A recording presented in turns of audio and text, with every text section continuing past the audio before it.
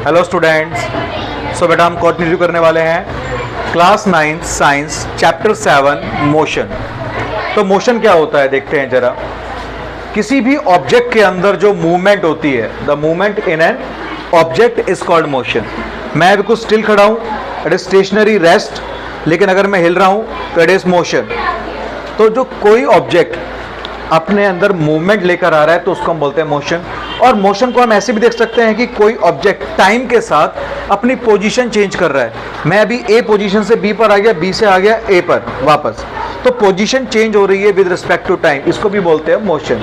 जैसे हम जानते हैं सनराइज और सनसेट, ये हमारे दो फिनोमेना देखने को मिलते हैं रोज हमें, और ये किसकी वजह से हो रहे हैं? Motion of earth around sun. ये सन है और ये अर्थ है, ये इसके अराउंड क्या कर रहा है? मोशन।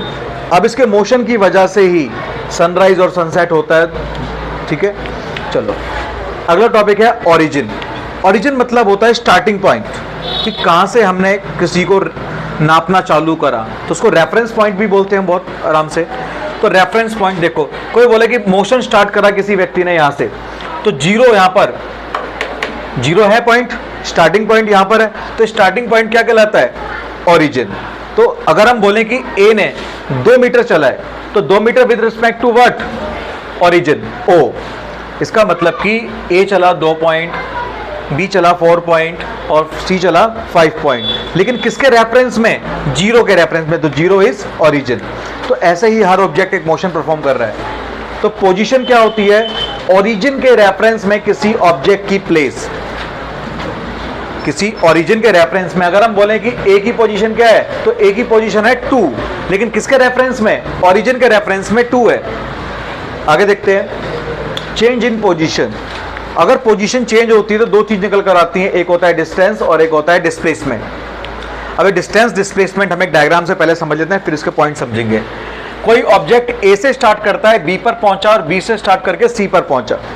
ए से बी का डिस्टेंस है 2 और बी से सी का है 2 मीटर। तो टोटल डिस्टेंस कितना चला इसने? 2 और 2 4। लेकिन हम बात करें डिस्प्लेसमेंट की, तो डिस्प्लेसमेंट कितनी चली?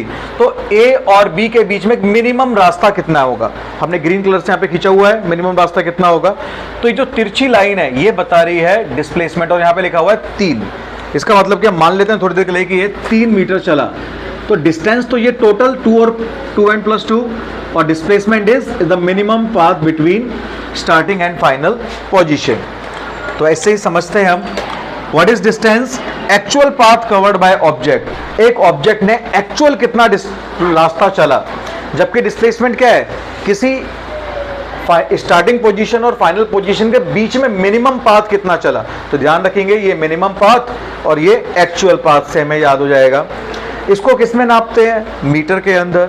और डिस्प्लेसमेंट को भी हम मेजर मीटर में ही करते हैं। इसका मतलब कि दोनों की ऐसा यूनिट है मीटर।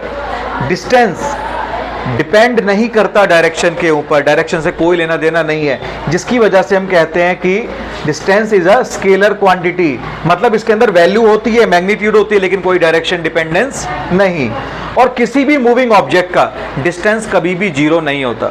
अब मैं मूव कर रहा हूं, मैं यहां से यहां तक कुछ चला, अब यहां से वापस यहां पे कुछ चला, कुछ ना कुछ तो चलाऊं, लेकिन मेरा डिस्टेंस जीरो नहीं है। मैं 1 मीटर यहां चला, 1 मीटर वापस आया, तो 2 मीटर तो चलाऊं ना, डिस्टेंस तो जीरो नहीं हो सकता, मैं मूव कर रहा हूं तो। लेकिन अब यहां देखते हैं डिस्प्लेसमेंट को मीटर में नापते हैं। ये डायरेक्शन पे डिपेंड करता है। क्यों? क्योंकि ये मिनिमम पाथ है between starting and final position, तो परपेंडिकुलर डायरेक्शन कहा जाता है इसको, एक टर्म कहा जाता है परपेंडिकुलर डायरेक्शन। और डायरेक्शन पे डिपेंड कर रहा है, तो ये वेक्टर क्वांटिटी है। मतलब इसके अंदर वैल्यू तो है 3 मीटर, लेकिन 3 मीटर किस में?